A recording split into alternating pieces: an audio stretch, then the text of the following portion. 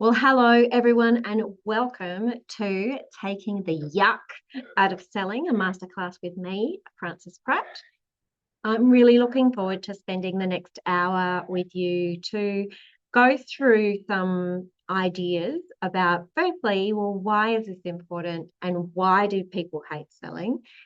And then, most importantly, what are some mind tricks? They're not tricks, mind tools that you can use to take the yuck out of selling. So let's get started. I've already said that bit. Okay, so you're in the right place if you have a business or you're starting one soon, but you're struggling with consistent clients and sales. You know that what you do is wonderful, but you're not sure how to get people buying or keep them buying from you.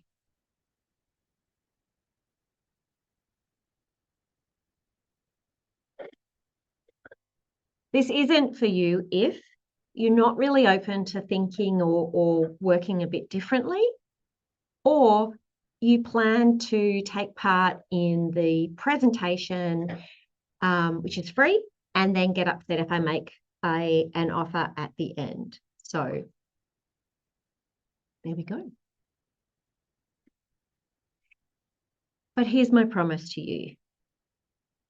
You will get, for the next 60 minutes, awesome ideas and concepts and insights into how I help and things that will really help you. And all of the things that I talk about, I know they work because I've been selling for more than, well, not more than, but nearly 30 years. And I've been helping organizations and individuals get better at selling for more than 15 years.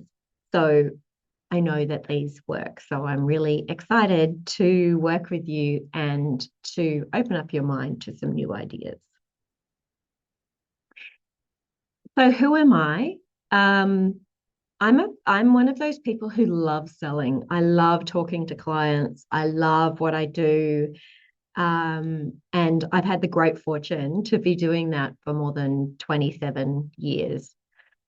Um, But over the last 15 years, as I've been working with others to help them get better at selling, what I've really worked out that I love more than selling itself is teaching people those hidden rules, the things that people don't understand about how sales work and how people buy, so that you can get better at it. You can be better at it. And so that's some of what I'm going to be sharing with you today.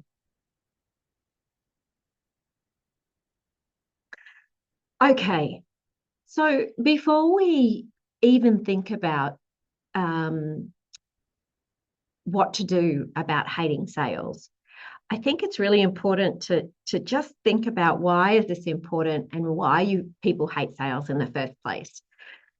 So I suppose um, the why it's important component is really obvious. Well, to me anyway. um, our business is created on clients and selling to those clients. So to me, if we can create a beautiful business that is surrounded by clients that we love to work with, that gives us the right energy, the right income, and whether that's you on your own or you with a team, it's really important to set up a business that's sustainable and successful and makes you feel good in your hip pocket, in your heart, and every other way. So that's what I want to do. I want to help people unlock this sales thing that it take the ick out of selling so that you can create the business that you want. So why do people hate selling? So the first concept that I would love to talk to you about is crocodile selling. So for those of you who might have read my book, More Sales, Less Marketing, in there I talk about a concept of crocodile selling versus great selling.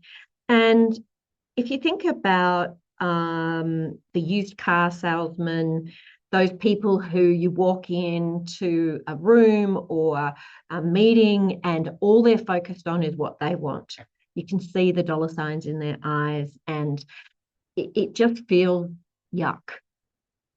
And so when we think about that, we think, I definitely 300% do not want to be that person.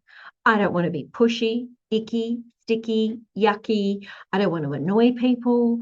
I don't want people to think I'm a fraud. I don't want people to think like I'm charging too much, that I'm overconfident. All of these things go through our heads. So, does that version of selling exist? And the answer is yes, it does. We've all witnessed it. We've all been a part of that, where you've, or perhaps I should say, a victim of that. But just because there are crocodiles still on the earth, it doesn't mean we're in the age of the dinosaurs. So that selling, the age of that selling is gone. Great selling is actually about helping people. It's about helping people make a good buying decision for them. And our job in great selling is to help them on that journey to make great decisions for themselves and their companies. The second reason that it's really important to think about why we hate sales and to get over that is because, I don't know, for those of you who grew up in Australia, there's these Vita biscuits, and when you squeeze them, these cute little, well, and also we eat Vegemite, right? So these cute little worms come up out of the holes in the biscuits. And what I learned as a kid was if you put enough pressure on, there's cute worms and it's all okay. So we need to have a little bit of pressure to create the worms. But if you put too much pressure on, everything breaks and the black Vegemite goes everywhere. And when you do that, you're always wearing a white top. So we need to address the fear so that we can not have the excess fear. Because here's what happens. If you think about that crocodile salesperson and you think, I definitely don't want to do that, then instead you become apologetic. You move so far in the other direction that people don't understand that you actually want them to buy from you. So we need to address the fear. We still need to have some pressure, but we need to find a new way of selling. And that's exactly what I want to be talking with you about today. So let me, sorry.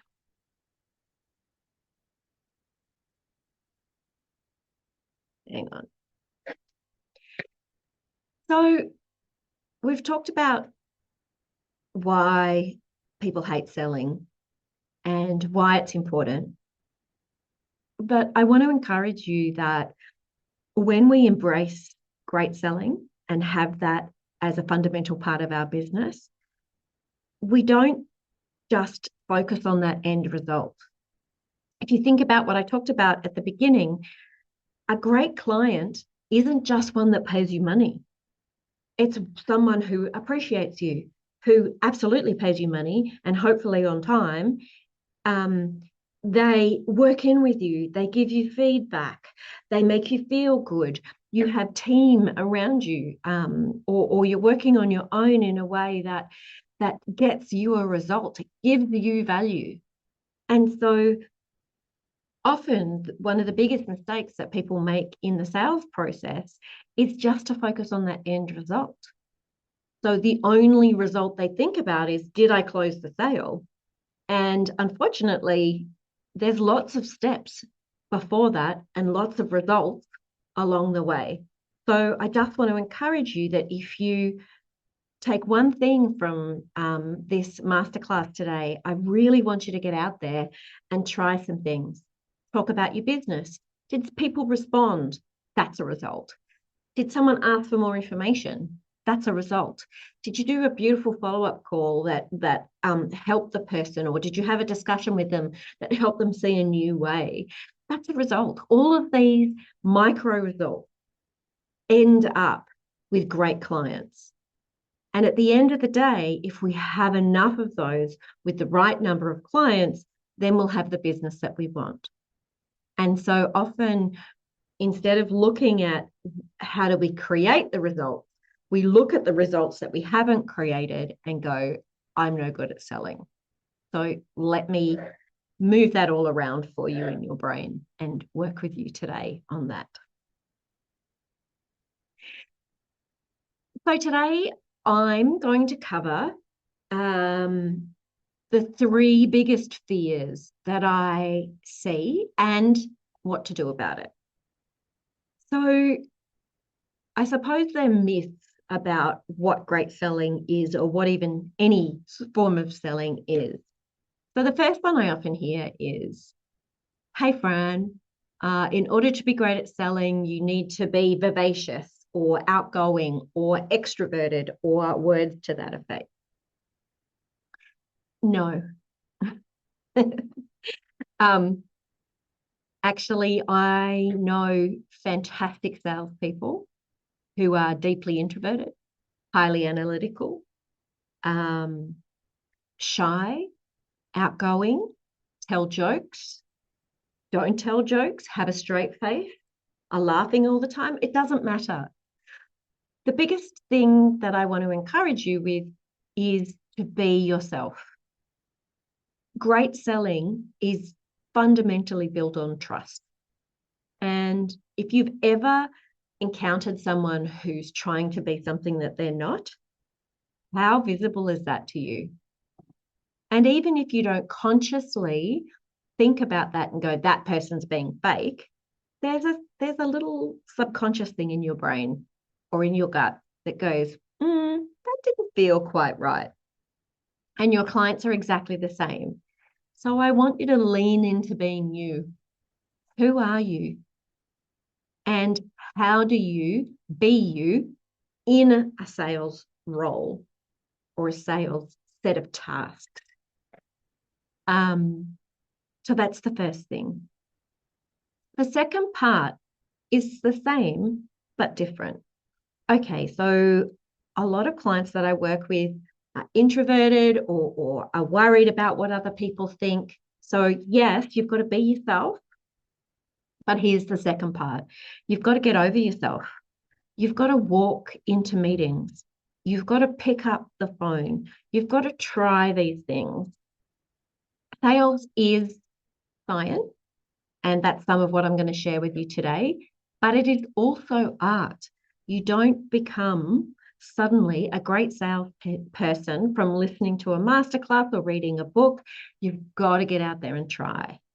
You've got to learn in the face of your client what works for them, what are the things that they respond well to, and what works for you. So it's in that combination of those 2 things that you learn the selling that really, really works for you. And it is there. You just need to be yourself and get over yourself.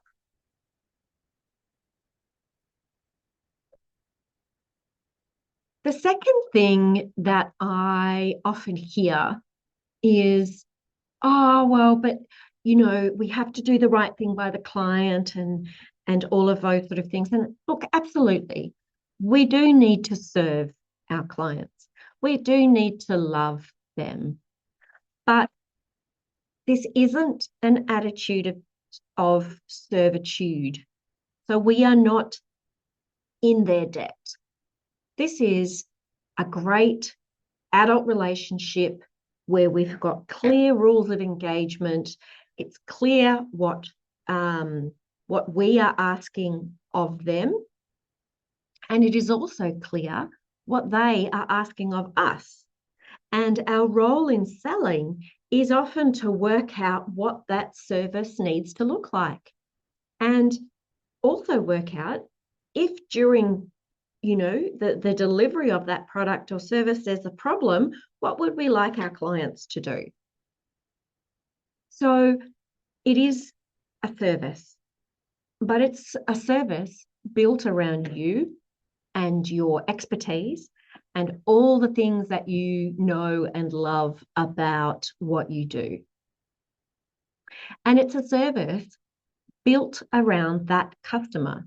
So if you're selling lots of products or one-to-one, it is still your service and how you offer that and all the things that you do. It's still built around your customer. If it's highly customized, then that's a one-on-one relationship. If it's more online, then that's built around a client avatar. But irrespective, you cannot be all things to all people. Seth Godin says this really beautifully. He says, people like us do things like this. So I want to challenge you and say,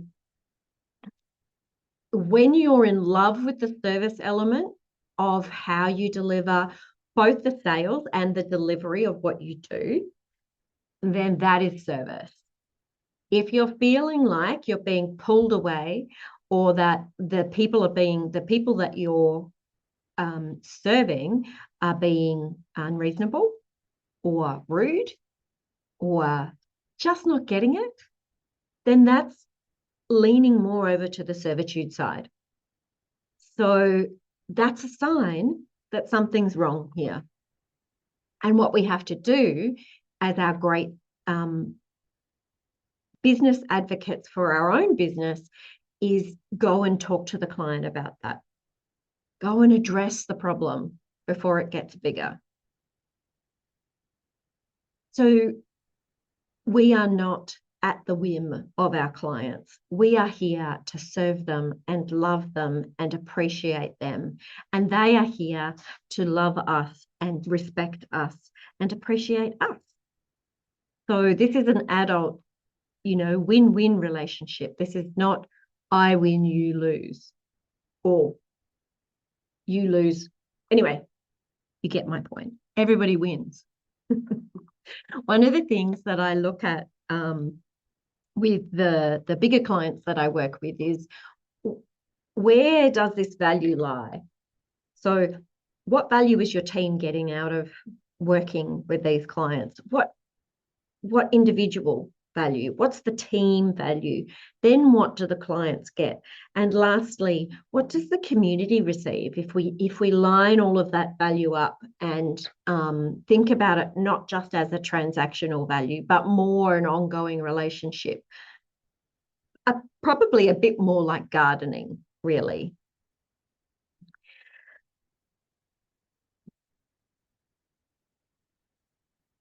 Thanks, Rhonda. Yes, exactly. Win-win. The third fear that I'm going to talk about with you today is about leading the dance and not being led. And to be honest, if I think about the biggest mistakes that I see people make, one is the not being yourself. But this is the second biggest one. So, and unfortunately, particularly for women.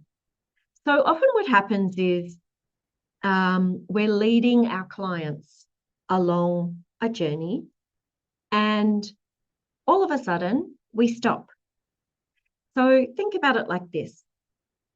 You go to an event or a restaurant or a place somewhere, and they've got some music on, and you think, I'd like to dance. And you ask someone to dance, and they know that it's a waltz or a samba or whatever it is for you. And you start dancing, and the music's going on, and you're having a great conversation and dancing together. The music still goes on, and you just stop. You just stop dead. Not literally dead, but stop. The music's still going on. How does your partner feel? They feel confused. They feel like they've done something wrong. And the same analogy is true of selling. So when you are selling to people, it is your job, nobody else's, your job to lead that dance. So often when I say that to people, they go, oh, but Fran, that feels weird and I don't want to be icky and sticky and pushy. Okay, I get that. And we can lead the dance in a beautiful, graceful way, but we need to take that lead. So here's a couple of things that you can do to help you feel non-pushy about it. The first thing is,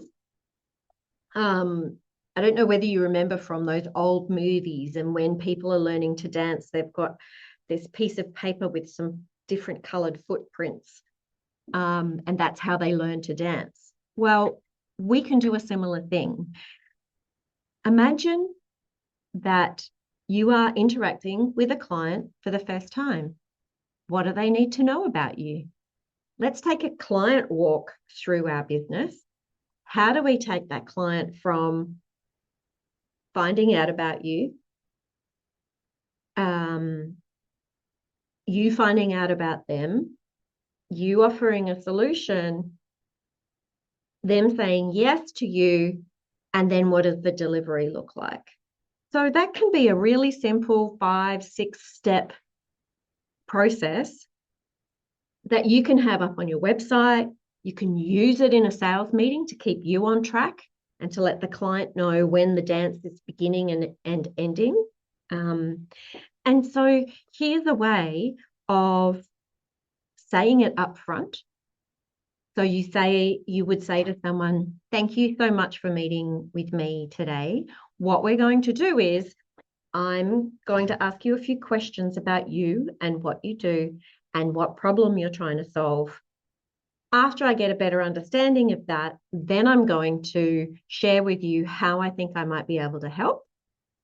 And then once I've done that, we can discuss what next steps might look like. And then you can say simply, how does that sound? And now you've got a laid out dance and you've asked them to dance and you've said, how does that sound? And they've said, great, thanks. And you're like, oh, okay, now I have permission.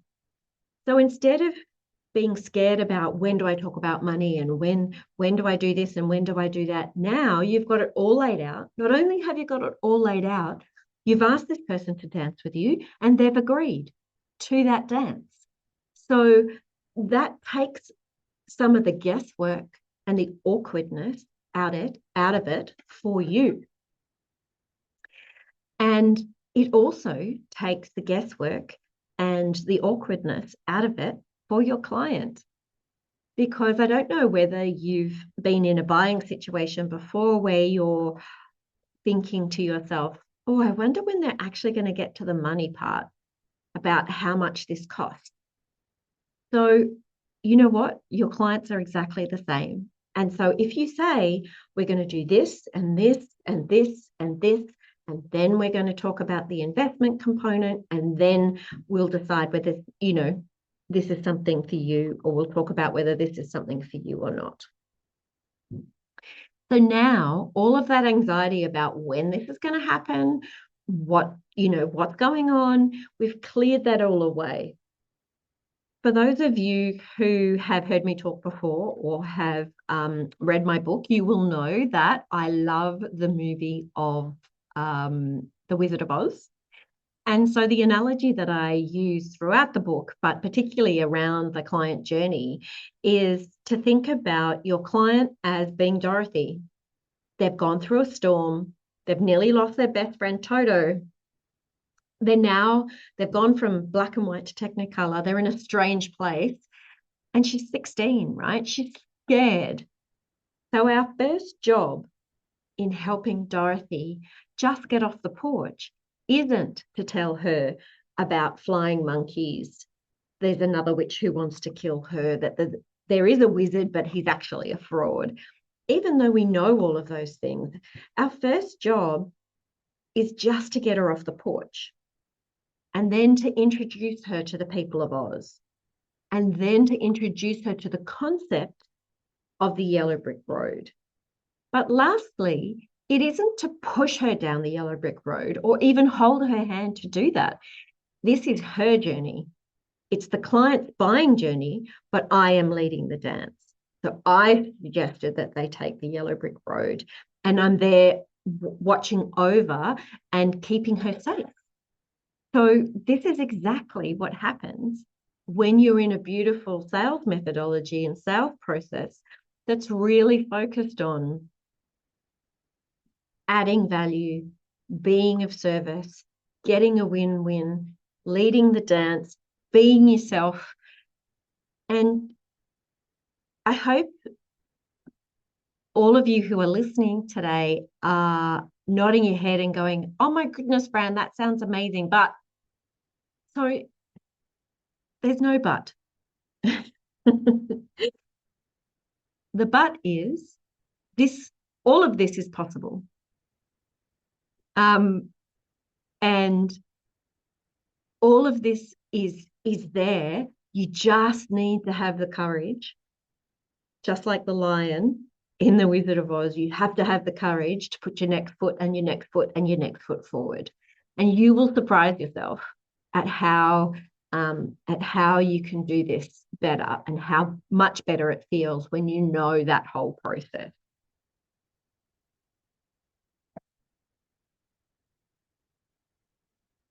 And you don't have to take my word for it.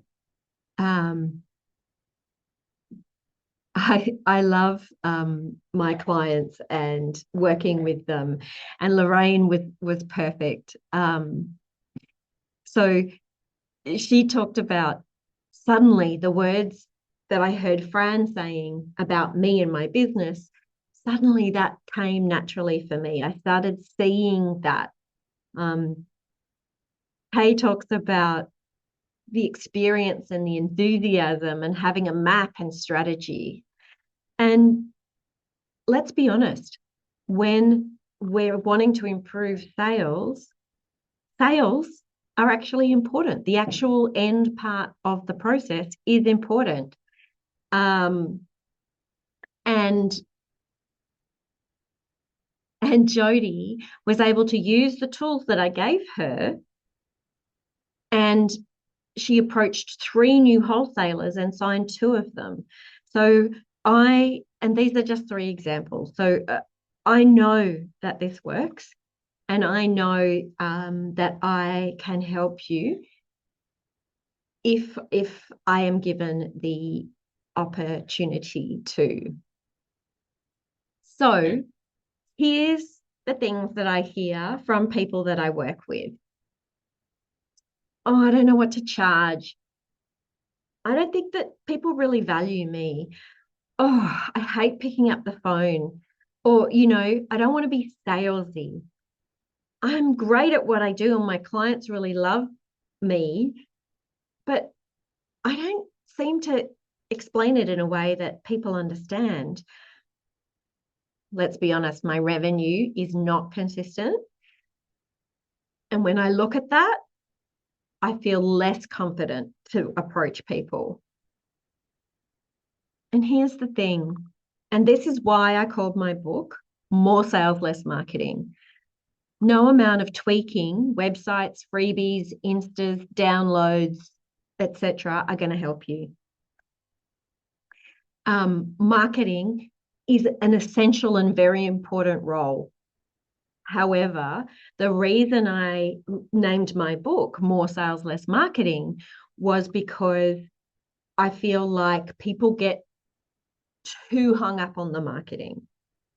And if what you need is sales, then what you need to have is conversations with clients. And that is not marketing, that is sales. And so I've done lots of things over my last 15 years, but something that I just opened up last month was my Accelerate Sales membership hub. So this is a monthly membership.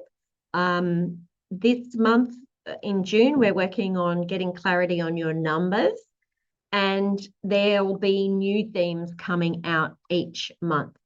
As well as all of that, I've got cheat sheets, scripts, templates, a weekly live group coaching, that is also recorded if you're not able to make it live. You can ask me questions. There's a supportive community of other people who are on exactly the same journey as you. And because it is so new, you get a say in shaping the future of what this looks like. So I've got, I had opened the doors of the membership for 2 weeks in May, from the middle to the end of May. And I was very excited to get 16 members. And so I am very happy to help people, but I'm not going to be advertising or actively seeking new people. But if anyone who's listening to this masterclass would like to join me over in the membership hub, that would be fantastic. I would love that. So in the hub, what do we work on? First of all, I think it's about clarity. What are you selling? Who are you? But not just what are you selling, what are your clients actually buying from you, and why? What motivates them to do that? And around these concepts of who and why and how, we do weekly coaching, and that's to help you understand that, but also to build skills around that. And these aren't sleazy tricks and ideas. This is all about being a community of, oh, I've got here purpose-led women.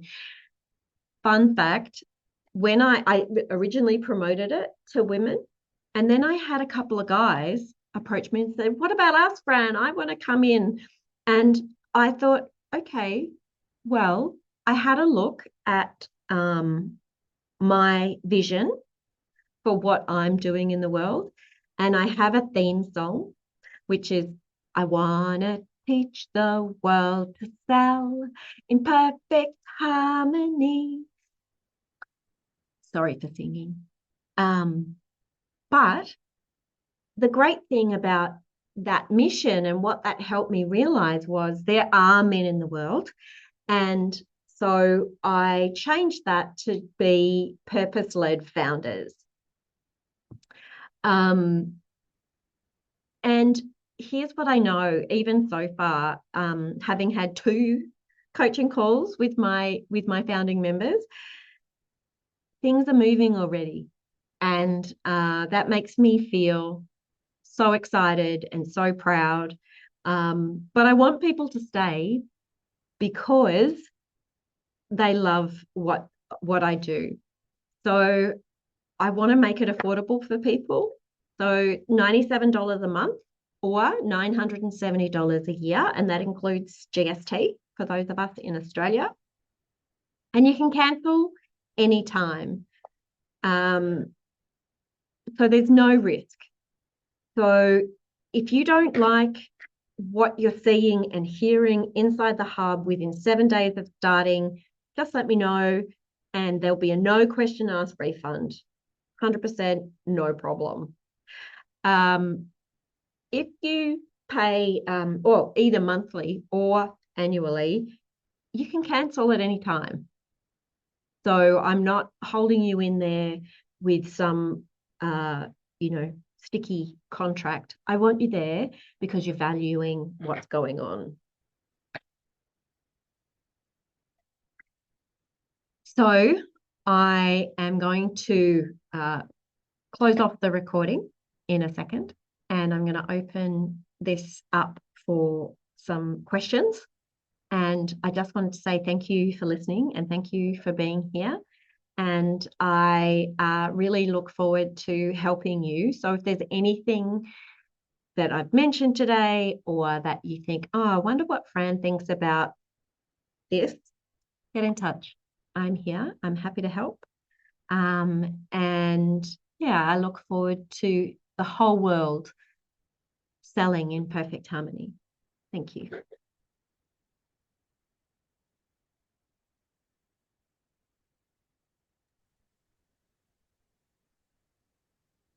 There we go.